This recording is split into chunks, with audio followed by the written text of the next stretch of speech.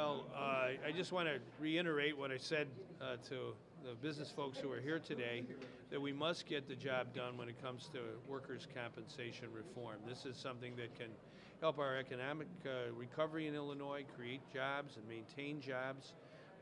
Right now, our state, the businesses pay about $3 billion a year in premiums for workers' comp. We want to reduce that by at least $500 million, maintain the health and safety of our workers. We can make the system a lot better system, a reform system that's more efficient, more economical, fair to everyone. So this is one where if everybody comes together, rolls up their sleeves, we can get that done this month. And I'm really committed to that for the good of Illinois jobs.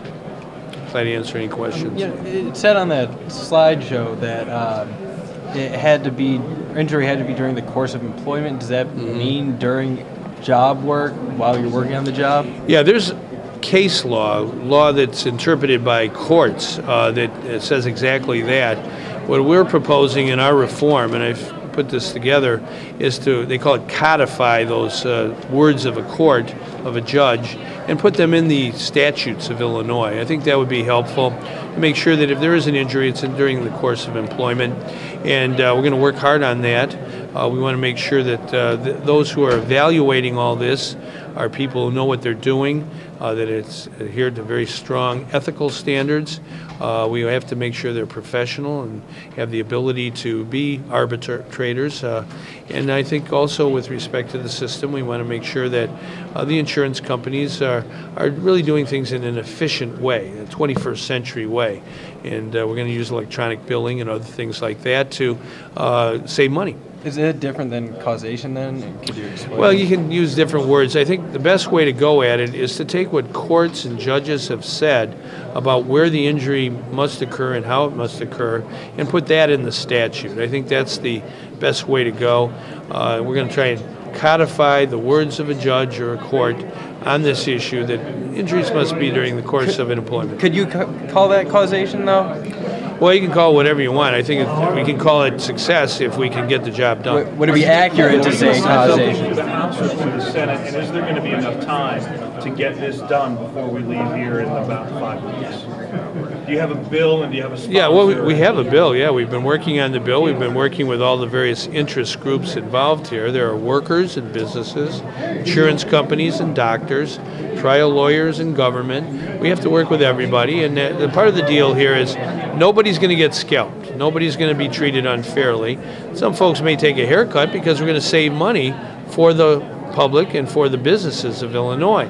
Our goal is to save at least $500 million in these premiums, which will help create jobs and maintain jobs in our state. We have a draft of a bill that we're working with the members of the legislature. Governor, the majority of your savings are coming and cutting the fee schedule, but the Medical Society says, hey, our overhead's high, we pay a lot in malpractice fees, and quite frankly, we'll just start turning patients away. Well, we don't think that'll happen. They've actually have very generous fees in this area, and they'll take some reductions, and I think that's a good way to go as far as saving money for the businesses and the public of Illinois. This system, I think, has really not had the kind of oversight over the years. Literally, it's been mentioned, it's been 25, 36 years since any kind of reforms have passed. That's more than a generation, maybe almost 2 generations. So, the medical fees need to be addressed in this proposal. Governor, if you don't get the bill passed by the end of May, would you be willing to call a special session to address this issue? Well, my father told me never take an aspirin until you get a headache, and I don't plan to have a headache in this area. We plan to get it done. I try to appeal to our businesses here that if we work in the spirit of partnership and optimism, we will succeed.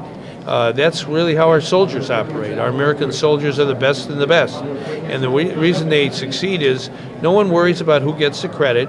They don't turn on each other. They do get together as a team, and they do heroic things. And I see us in Illinois in the government working with business and our workers to get this job done. This draft legislation, how has it changed from the initial package that you outlaid, which businesses said did not cover enough of the injuries happened in the workplace, causation, whatever you want to call it? Is that different in this draft legislation than it was how you had originally rolled it out? There's probably some tweaks in our original proposal, but basically our original proposal is designed to save employers money while retaining the safety and rights of our workers.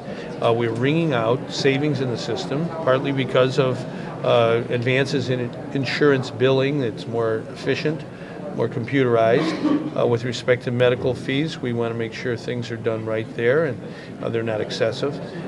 We want to make sure there's honesty in the system and integrity. If there's somebody who's gaming the system, committing fraud, we want to apprehend it, prevent it from happening in the first place. They'll save money. So overall, this is a intricate proposal that will end up helping Illinois jobs, and that's really where we're coming from. You spoke out yesterday against concealed carry. Have you been calling lawmakers ahead of the vote tomorrow to lobby individuals to vote no? Well, I think everybody knows where I stand. I took this position last year during the campaign, frankly, over and over again, both the primary and the general. The question came up. I said what I feel about it, and I said it again yesterday. I'll say it today and tomorrow. I do think public safety counts. Yeah, I have talked to some House members. I hope the House does not approve this proposed bill. I think that would not be good for public safety in Illinois. I do not think it's healthy to have loaded, concealed handguns in the pockets of private citizens in public places, at a mall, at a grocery store, at a ball game, on the public transit.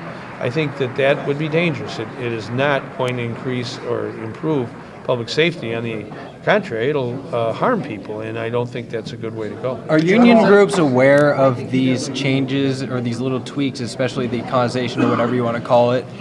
We have visited with our labor friends and workers, and I think we're going to get their support for ultimate reform. If everybody just says, oh, we can't do this, we can't do that, we've never done that before, well, we'll never get to heaven.